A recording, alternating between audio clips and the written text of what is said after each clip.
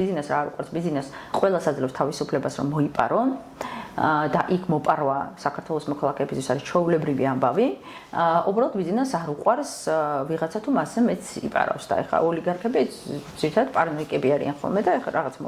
შეიძლება მოიჩვენოს რომ ვიღაცამ უფრო მეტი მოიპარა და ვიღაცა თუ მაგაზე მე ერთმანეთს ხო იქ ეხლა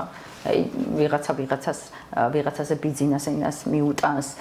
ერთაც არიან ძირითადად დაკავებული და წარმოიდგინა რომ რიჟვაძეს თავს რაც მოხდა რომ იქ ვიღაცამ გაუბედა და ბიზნესზე მეტი მოიპარა და ამ შავ ყოლაბაში მოკლედ ბიზნესთან ეს ფული არ მოიტანა. ეხლა ეს დაპირისპირება ისე აქვს რომ აგერ ეს ხალხი გამზადებული იყოთ უკვე დასაჭერად. ამის პარალელურად შეგნით არც ყობახიძე მდინარაძე კალაძეს აქვს იდეალური ურთიერთობა მიუხედავად იმისა რომ ეხლა გაერთიანებული არიან ლილუაშვილი გომელაურის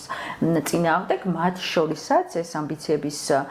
ჭიდილი არის და მათ შორის